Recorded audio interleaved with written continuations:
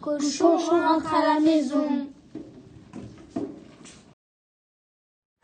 Texte et illustration de Yannick Lefrançois.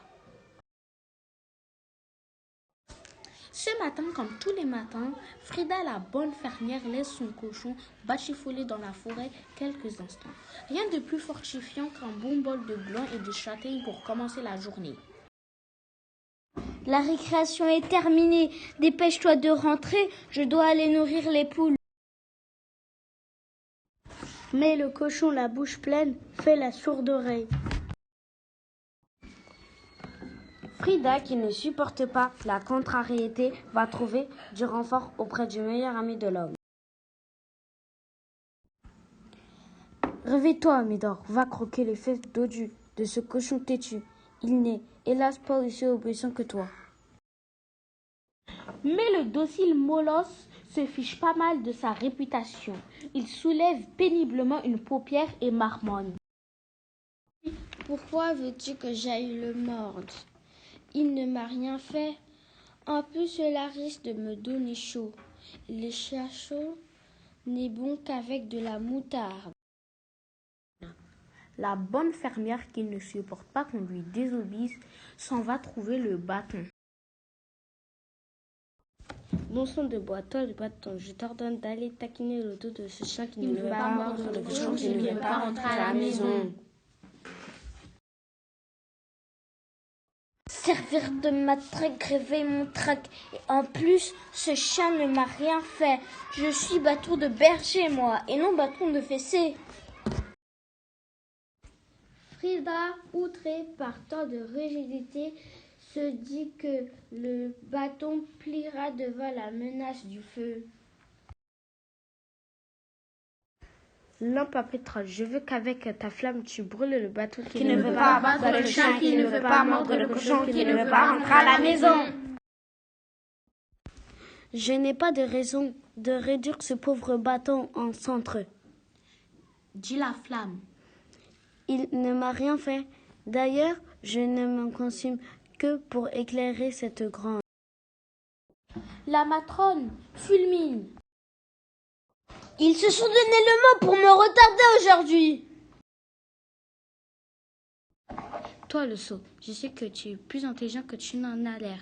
Va donc éteindre avec ton eau la flamme qui ne veut pas brûler le bâton, qui ne veut pas battre le chien, qui ne veut pas mordre le cochon, qui ne veut pas rentrer à la maison. Je n'ai pas de raison d'éteindre cette flamme. S'écrie le récipient plein de contenance. Elle ne m'a rien fait. Et puis je ne suis pas si sot. Moi je me rapproche du feu et mieux je me porte. La fermière, excédée par ces débordements, s'en va auprès. Cette fois, la coupe est pleine. Hé, Mirabelle! Bois l'eau de ce seau qui ne veut pas éteindre la flamme, qui ne veut pas brûler le bâton, qui ne veut pas battre le chien, qui ne veut pas mordre le cochon, qui ne veut pas rentrer à la maison. Je n'ai pas de raison de boire son eau. Il ne m'a rien fait, ce bourseau. Et puis, je ne suis pas gourde. Je ne veux pas que ma panse déborde. À ta glisse! Dit la fermière courroucée par l'entêtement de la bête à cornes. Hola, boucher! Transforme-moi cette ruminante en beefsteak bien tendre. Figure-toi qu'elle ne veut pas boire l'eau du seau, Qui ne veut pas éteindre la flamme, qui ne veut pas brûler le bâton, qui ne veut pas battre le chien, qui ne veut pas mordre le cochon, qui ne veut pas rentrer à la maison. Cette vache m'a l'air aussi vieille que toi, fermière. Si tu veux des steaks durs comme de la semelle, adresse-toi aux coordonnées. Hé hé hé. Devant tant de roublardises, Fridoline décide d'abattre sa dernière carte. Elle s'en va trouver Robert, le gendarme qui ouvre l'œil et qui fait toujours les yeux doux.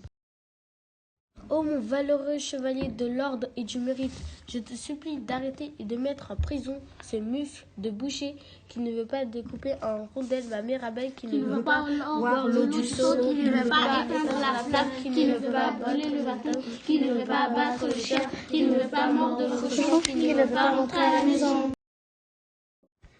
Ah, ma petite fleur des champs, si ce malotru t'a fâché, je m'en vais le jeter au cachot. Répond le preux chevalier.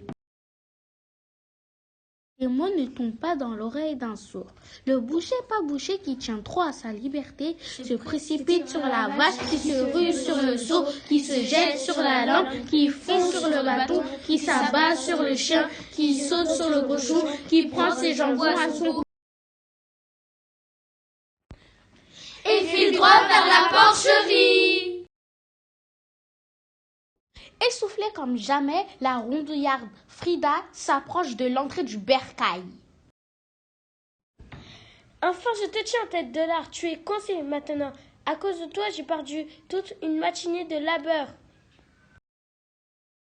Pourquoi n'as-tu pas obéi tout de suite? Réponds si tu ne veux pas finir en boudin de purée. Le cochon redresse le groin et déclare: Je serais rentré tout de suite si tu m'avais dit, s'il te plaît. Non, tout de même pas compliqué de demander les choses poliment. Non, dans tes cachets, tu ne me l'as pas dit non plus, fermière. dit le boucher estomaqué. Bon sang de bois, pareil pour moi. Renchérit le bâton. J'en rougis pour toi, Frida. Déclare la flamme. Accablée par toutes ces remarques, notre pauvre fermière reprend son travail là où elle l'avait laissé et promet qu'à partir de ce jour, elle n'oubliera plus jamais de dire « S'il te plaît et merci, fin ».